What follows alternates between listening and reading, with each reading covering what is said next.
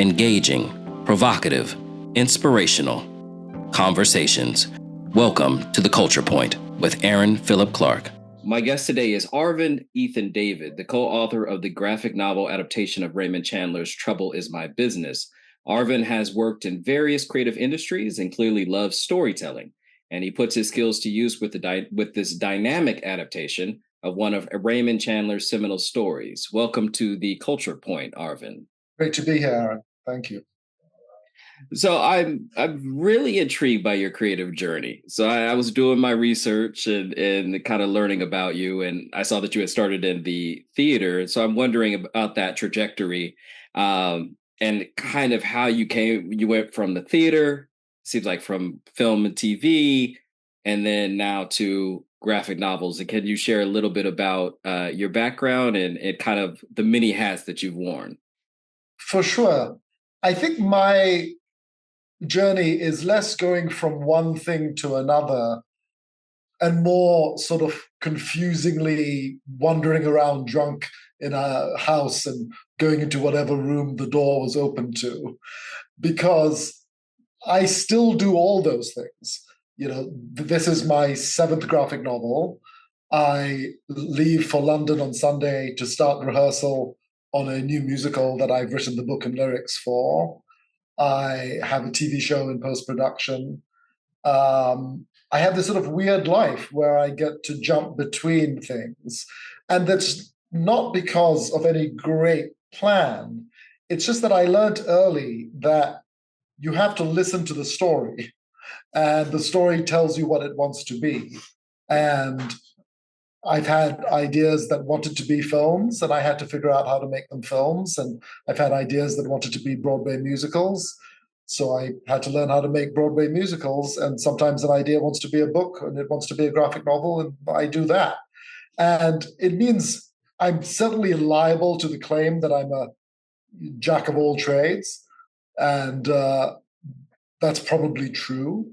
But I think at core, I'm a storyteller, and I think if you know how to listen to the story, you shouldn't try and force a story into a shape that it doesn't want to be. And so I've had to learn, because I've had ideas for stories or had opportunities to tell or adapt or retell stories, and they have a form that they want to be.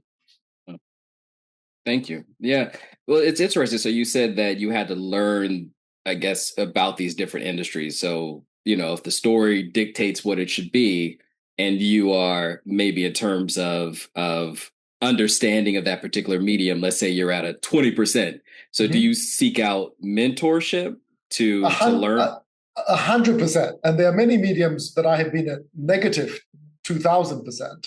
So to give you the biggest example, about 15 years ago, I had the idea that Jagged Little Pill wanted to be a Broadway musical.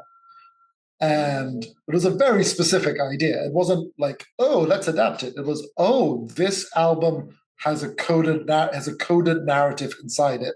And I figured out the key to unlock that narrative. And the trouble was, I didn't live in New York. I had never worked on Broadway. I had never worked in rock or pop music. I didn't know Alanis Morissette. I didn't know anybody who worked on Broadway. I just had this idea. And so it took me nearly 3 years just to get to the point where I could have somebody would listen to me. I spent ages just sort of walking into any room and going, Alanis Morissette's Jagged Little Pill wants to be a Broadway album. And people would go, oh, okay, nice, bye. And eventually, after like 50 of those conversations, I happened to be having dinner with somebody who had produced rock music on Broadway. And he went, that is a great idea. Let's do that. And then 5 years after that, and he's a guy called Vivek Tiwari. He had made American Idiot. And we ended up making Jagged Little Pill together. And that's a case also, by the way, that I knew I wasn't the right person to write it. I had the idea, but the idea was about mothers and daughters and sexual abuse. And I'm like, I'm not the guy to write that. And the person to write that, I figured out pretty early, was Diablo Cody, who I did not know. So I had to figure out how to get to Diablo Cody and get her to listen to my crazy idea. And that happened, but that took 5 years too. So I will go to any length if the creative idea demands it. Fortunately, in this case, in this graphic novel of Trouble is My Business, I did know something about graphic novels, and so it didn't involve me going from negative 1,000 because I have written a few graphic novels before. Very interesting. So that's almost another example of I guess you putting something out there and then ultimately it kind of manifests itself. It takes some time, 5 years, but the pieces kind of come together and then you're able to do these projects. There's a lot of pushing rocks up hills in a Sisyphean tragic struggle. Anyone, you know this, your audience knows this, anyone who's ever tried to do something creative, to put a creative idea into the world, knows that it's an insane thing. Like you have an idea where there was nothing, and then one day there is something. The act of creation is nuts. I was talking about this yesterday with my friend Ben Winters, who is a bit like me because he's a novelist and a TV writer and a comic book writer. And we were talking about television. For example, I made the Dirk Gently's Holistic Detective Agency television series based on the Douglas Adams novels. And it was the most surreal experience. We had all these crazy ideas in the writer's room coming up with. There's a scene in which our heroes are chased into a series of interlocking tunnels by a rhinoceros ghost. And, you just put that down on paper. And then suddenly 6 months later, we're in a warehouse and a team of 60 people has built a series of underground caves with a statue of a rhinoceros that projects an electric ghost. And we're like, oh, wow, we did that. And it's the same with the book, right? You have an idea, and then 2 years later, this physical thing, thousands and thousands and thousands of copies of this physical thing appear and are suddenly in the world. And you go, oh, that happened. So it's a lot of work, and but it's a very joyous work. And it's very unlikely that anything ever happens. So every time something does, it's like, oh, yep, we beat the odds. A thing happened. All right. Yeah, no, that's very cool. I mean, so you said you have written 7 graphic novels, correct? Yes. And so is this the first, I guess you noir hard boiled? Yes. That's Okay. true. That's true. Yeah. I've done detectives before, but they've been very silly. I did the Dirk Gently detective series. Um, I did another sort of super. I don't know. Actually, that's not quite true. So with Mike Carey, the author of Girl with All the Gifts and the sort of co-creator of the Lucifer comics, we did a series called Darkness Visible, which is a sort of supernatural noir, and got nominated for a Stoker, and we're very proud of it. So I guess I have done noir before, but that one has demons. This is my first non-demon noir. It's so what drew you to this particular story? So if you love noir, and I've always loved noir, then you have to love Raymond Chandler because the man is one of, if not the godfather, at least one of 2 or 3 godparents. There's him, there's Dashiell Hammett. There's really only a handful of them who can lay claim to having invented or at least elevated this genre to what we understand it to be today. And so I came to him through the movies, as a lot of people do. I watched The Big Sleep and Double Indemnity and Long Goodbye, probably in my early 20s. And for the first time, I've seen them many times since, and just fell in love. I was like, who can write dialogue like this? The sort of rat-a-tat brilliance of the dialogue combined with this very noble yet cynical worldview and the style of it. How extraordinary it is just to be in the presence of Humphrey Bogart and Lauren Bacall as they do this dialogue from The Big Sleep. So I've always loved it. But I never thought I would do anything with it. I just loved it as a fan. And then one day I get a phone call and somebody says, I'm going to introduce you to the Raymond Chandler estate, and I think you'll get on, and I think something might come of it. And that call was from my old publisher, Ted Adams, founder of IDW. And when your publisher says, I want to introduce you to someone, you take it seriously, particularly if your publisher is Ted Adams, who is a bit of a legend. And so he introduced me to a gentleman called Alexander Green. Alexander is, and this is true and ridiculous, and if you put this in a script, people would say that's too improbable. Alexander's grand uncle is Graham Greene, hence Alexander Green, the legendary British novelist. And his grandmother was Helga Green, who was Raymond Chandler's fiancée and literary agent. So he has two of the greatest authors of the 20th century in his family tree. Oh, wow. So maybe it's not an accident that he lives in a castle in Italy. But anyway, Alexander and I became friendly, and they were looking to do interesting things with the books. Chandler wrote 7 novels and a few dozen short stories, and they were looking for something interesting. And we talked about graphic novels. I was just finishing a adaptation of, well, a sort of reimagining, an extreme reimagining of Oscar Wilde's picture of Dorian Gray. So I guess they thought, oh, he's just done a literary graphic novel. Would you like to do another one? And I was like, Raymond Chandler, graphic novels? Yes, please. And so we started on what turned into quite a long journey. There were pandemics in between, and things take time, but now it's in the world. That's really cool. I mean, so what are some of the risks that you take when you're doing an adaptation like this? Because it is a seminal work. I mean, people really love this story. It's very classic Chandler. And I'm wondering if you ever encounter, pushback, or if you ever encounter people say, oh, why that story? Or why don't you pick another story? Or. I mean, the risk is you mess it up, which is always a risk in doing anything. It's a particular risk when you're dealing with a genius. Adapting a genius is terrifying. But I think in this particular case, whilst Chandler is a genius, this particular work I don't think is regarded as it's not one of the big ones, right? Everybody knows The Big Sleep, The Long Goodbye, the High Window, The Lady in the Lake.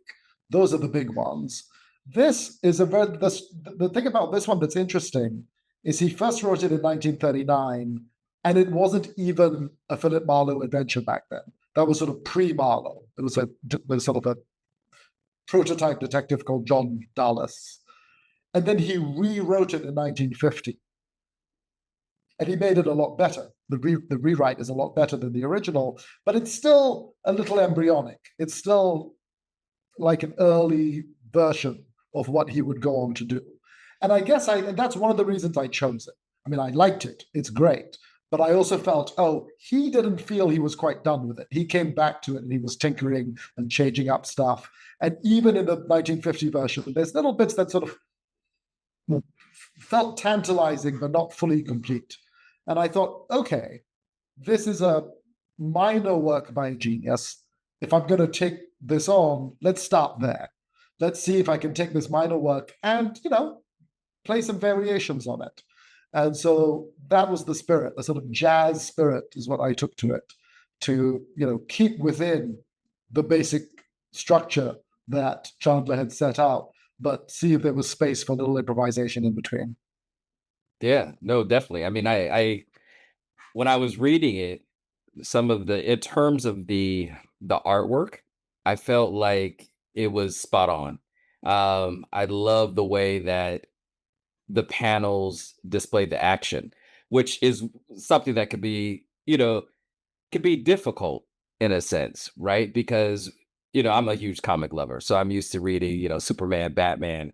And I had Walter Mosley on the show. We were talking about, how when you're looking at television or film, it doesn't matter what they do. It's like it can never touch what the panel can do. There's something there that sparks your imagination. And it could be as simple as in this book, when Marlowe's getting struck or someone's pulling their firearm or something like that, you have kind of the echo there, the movement, and it just works so beautifully. And so I'm wondering, how do you settle on an artist, or I guess, when you're putting all the pieces together, how do you say, okay, this is the right person who can help me tell this story?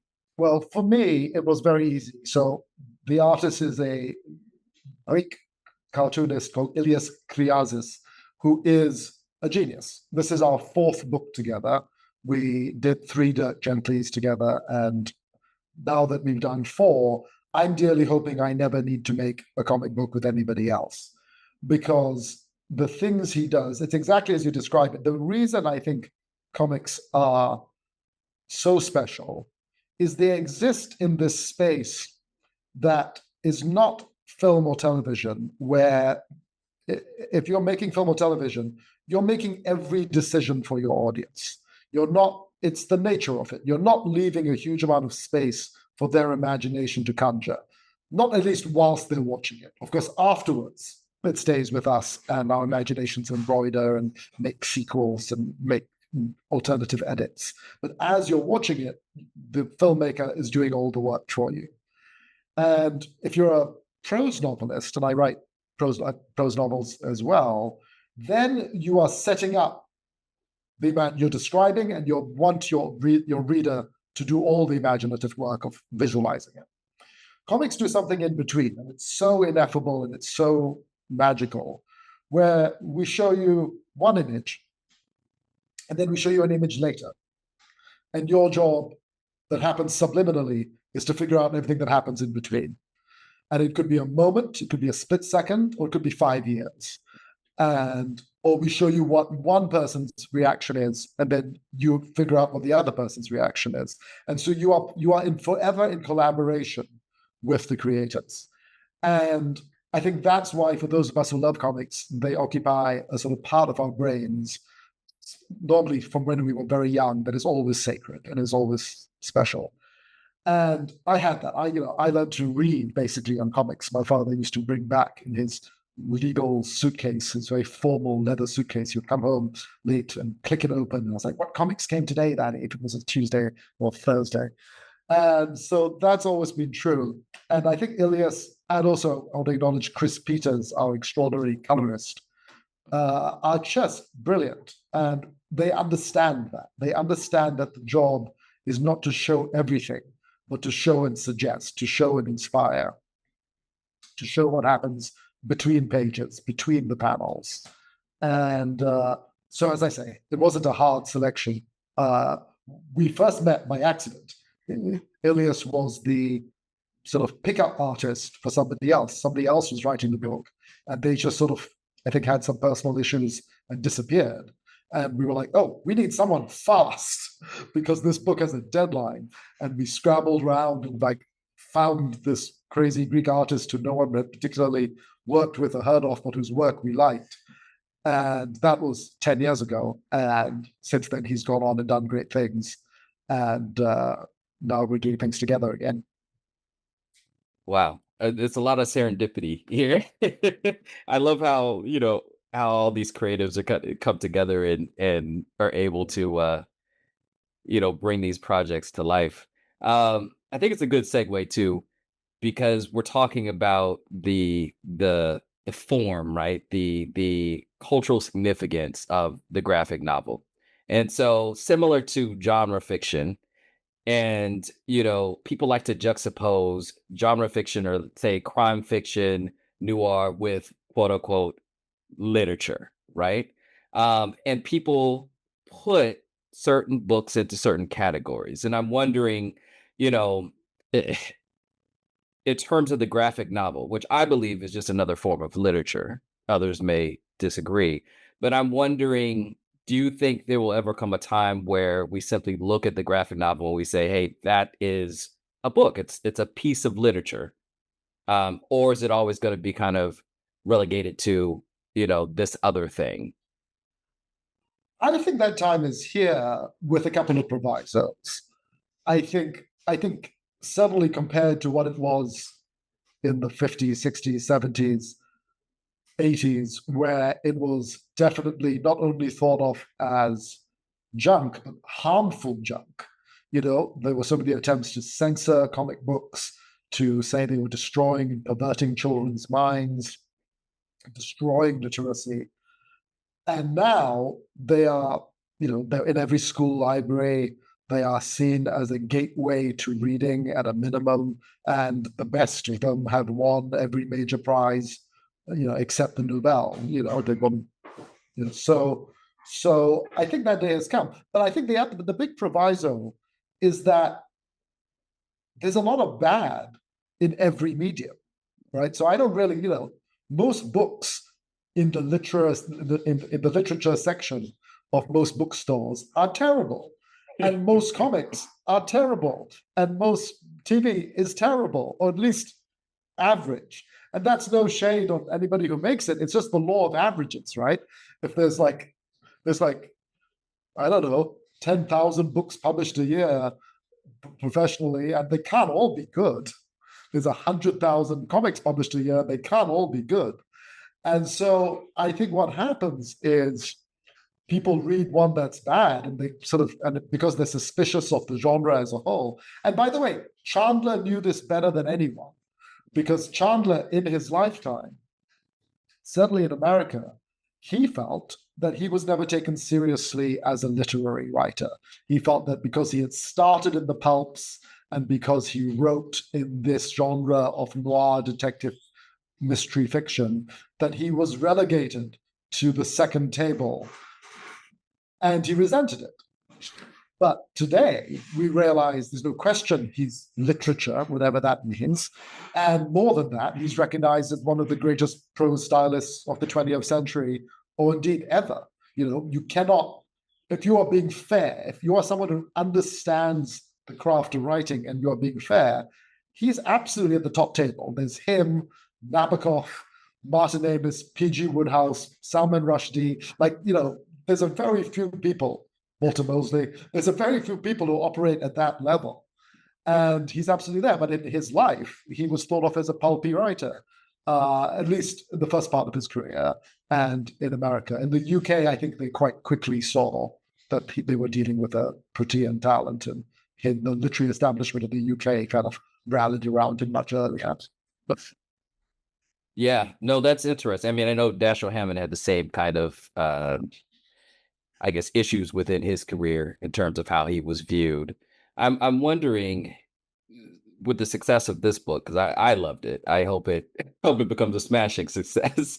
But are you thinking like this could be a series? I mean, is there any talks about adapting more of Chandler's work, or even expanding it to other noir and crime fiction authors?